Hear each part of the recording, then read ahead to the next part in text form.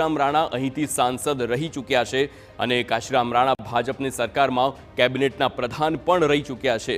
ત્યારબાદની વાત કરીએ તો પૂર્વ વડાપ્રધાન મોરારજી દેસાઈ પણ સુરતથી સાંસદ રહી ચૂક્યા છે। મોરારજી દેસાઈ 4 વખત આ બેઠક પરથી સાંસદ તરીકે ચૂંટાયા છે। છેલ્લી 3 ટર્મથી દર્શનાબેન જરદોશ આ બેઠક પરથી સાંસદ છે। તેઓ કેન્દ્રમાં પ્રધાન પણ બન્યા। અનામત આંદોલનની અસર છતાં ભાજપને જંગી લીડથી આ સીટ પર વિજય મળી રહ્યો છે અને આ વખતે પણ 5 લાખથી વધુની લીડ સાથે સુરત બેઠક જીતવાનો તેમનો ભાજપનો તમામ પ્રયાસ છે। તો આજે સીધા દ્રશ્યો જ્યાં ઉમેદવારી પત્ર ભરવામાં આવી રહ્યું છે તેના દ્રશ્યો 12:39નો આ સમય બરાબર 12:39 આ ઉમેદવારી પત્ર ભરવામાં આવી રહ્યું છે। મુકેશ દલાલ સુરતમાં ભાજપના ઉમેદવાર આ વખતે નામાંકન તેમણે ભર્યું છે। તમામ ધારાસભ્યો તેમજ નાણામંત્રી કનુભાઈ દેસાઈની હાજરીમાં તેમણે સુરતમાં ઉમેદવારી પત્ર ભર્યું છે। તો અમદાવાદ પશ્ચિમ બેઠક પર દિનેશ મકવાણા અને ત્યારબાદ સુરત બેઠક પરથી મુકેશ દલાલ બંને આજે ઉમેદવારી પત્ર ભર્યું છે। બંને આપ ટીવી સ્ક્રીન પર જોઈ શકો છો। ટીવી 9ની જે આ પ્રથમ સ્ક્રીનમાં અમદાવાદ પશ્ચિમના દિનેશ મકવાણા આજે ઉમેદવારી પત્ર ભરવા પહોંચ્યા। 12:39ના બરાબર 12:39ના સમય પર બંને ઉમેદવારોએ આ ઉમેદવારી પત્ર ભર્યું છે। મહત્વનું છે કે અમદાવાદ પશ્ચિમ બેઠક પણ ભાજપનો ગઢ માનવામાં આવે છે અને સુરત બેઠક પણ ભાજપનો ગઢ માનવામાં આવે છે।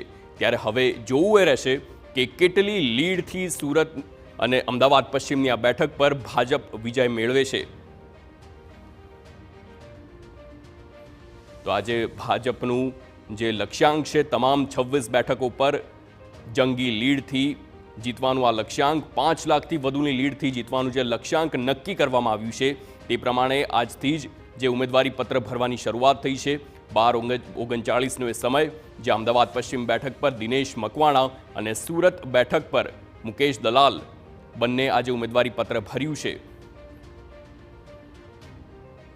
આ સિવાય રાજકોટ બેઠક પરથી પરસોત્તમ રૂપાલા પણ ઉમેદવારી ભરવા પહોંચ્યા। તો ભાવનગરમાં પણ નીંબુબેન બાંભણિયા તેમણે પણ ઉમેદવારી પત્ર ભરવાની જે પ્રક્રિયા છે તે હાથ ધરી છે। તો આજે લોકસભામાં ભાજપના ઉમેદવારો 12:39ના એ વિજય મુહૂર્તમાં ઉમેદવારી ભરવા પહોંચ્યા છે। તેના સીધા દ્રશ્યો આપ ટીવી સ્ક્રીન પર જોઈ શકો છો।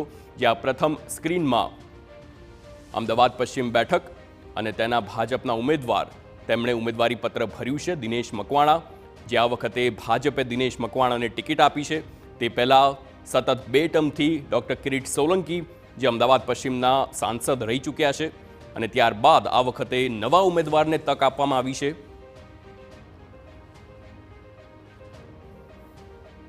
તો સંવાદદાતા રોનક વર્મા અમદાવાદથી જોડાઈ ગયા છે।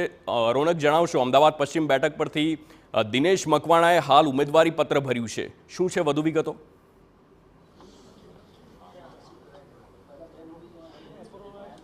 બિલકુલથી આપ સીધા જ દ્રશ્યો જોઈ રહ્યા છો અમદાવાદ કલેક્ટર કચેરી ખાતેથી કે જ્યાં આગળ ભારતીય જનતા પાર્ટીના જે પશ્ચિમના ઉમેદવાર છે દિનેશ મકવાણા તેઓ પોતાના ટેકેદારો સાથે અહીંયા પહોંચ્યા અને 12:39 જે અત્યાર સુધી નરેન્દ્ર મોદીએ જે પ્રથા શરૂ કરી હતી વિજય મુહૂર્તમાં જે ઉમેદવારો છે તેમના ફોર્મ ભરાવવાની અને તે જ જે પ્રથા છે હવે ભારતીય જનતા પાર્ટીના દરેક જે ઉમેદવારો છે તે જાળવી રહ્યા છે અને તેના જ ભાગરૂપે અત્યારે જે દિનેશ મકવાણા છે જેઓ અમદાવાદ પશ્ચિમથી પોતાની દાવેદારી કરી રહ્યા છે તેમણે જે કલેક્ટર છે મુખ્ય ચૂંટણી અધિકારી છે તેમને જે પોતાની ઉમેદવારી છે તે કરી છે।